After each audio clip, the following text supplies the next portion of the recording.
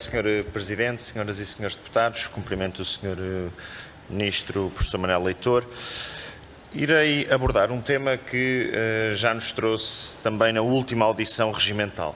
Em 13 de abril, o último, questionei-o sobre a ausência de dados quanto ao abandono escolar no ensino superior. Nesse dia, o Sr. Ministro respondeu-me que o Infocursos era ótimo para fazer a monitorização do abandono e do sucesso académico. Sr. Ministro, eu sugiro-lhe que consulte a plataforma Infocursos e constate a pobreza de dados e de informação que existe no tal referido sistema que a 13 de abril me foi apontado como sendo ótimo. Só se for, posso concluir, num perfil especial a que só alguns possam ter acesso. E por isso vou insistir fazendo algumas perguntas que julgo que qualquer cidadão interessado ou qualquer aluno, qualquer estudante gostaria de saber. Qual a taxa média de abandono no ensino superior? Qual o ano em que houve mais abandono? Em que áreas de formação o abandono escolar é maior? Há algum padrão regional ou tendência temática no âmbito do abandono académico? Qual a instituição de ensino superior recordista em termos de abandono escolar?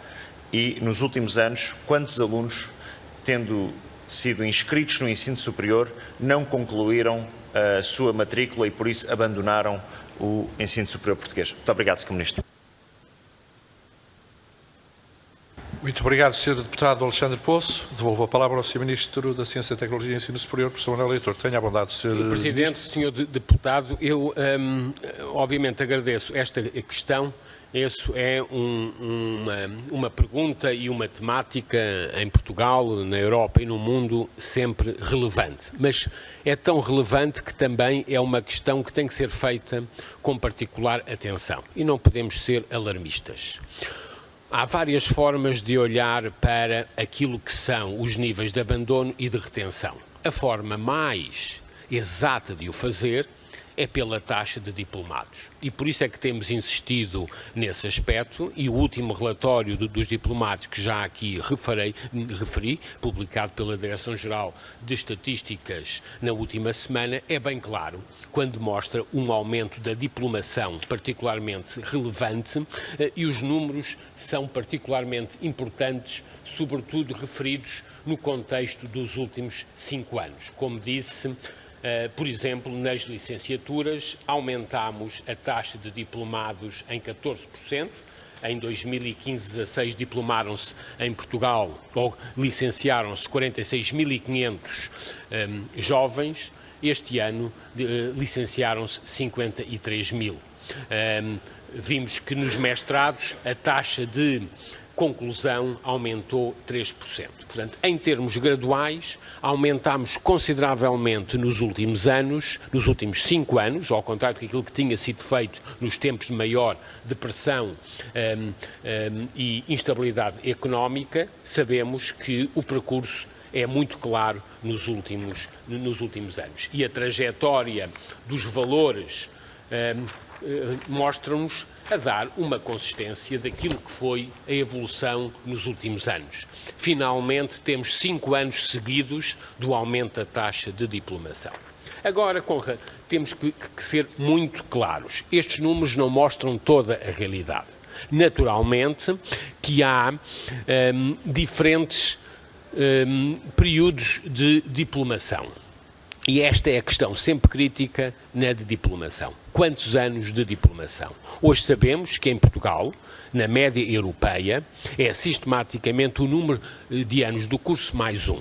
E por isso não podemos também ter aqui um discurso catastrófico face àquilo que é o abandono. Se o abandono é considerado exatamente face ao número de anos do curso, que não deve ser, tem valores superiores àquilo que é o abandono efetivo após alguns anos. Esta é uma análise que requer um cuidadoso estudo caso a caso, que vai para além dos números estatísticos, requer, portanto, portanto, estudos sistemáticos. O que lhe posso dizer é que temos incentivado as próprias instituições, e isso está no âmbito do contrato de legislatura, a reduzirem a taxa de abandono escolar, e agora o Plano de Recuperação e Resiliência, nos seus programas Impulso Jovem, STEAM e Impulso Adultos, um dos objetivos e uma das metas para todas as instituições é a redução do abandono, do abandono escolar. E por isso nunca é demais trabalhar nesta temática, nunca é demais insistir, nunca é demais apresentar estatísticas, e os dados e as perguntas que me fez irão ser certamente respondidas, e solicitarei à Direção-Geral do Ensino Superior com o apoio das instituições para responder efetivamente às perguntas que aqui faz. Devolvo a palavra ao parlamentar do PSD e ao Sr. Deputado Alexandre Poço. Tem a palavra, tem a bondade. Muito obrigado, Sr. Presidente.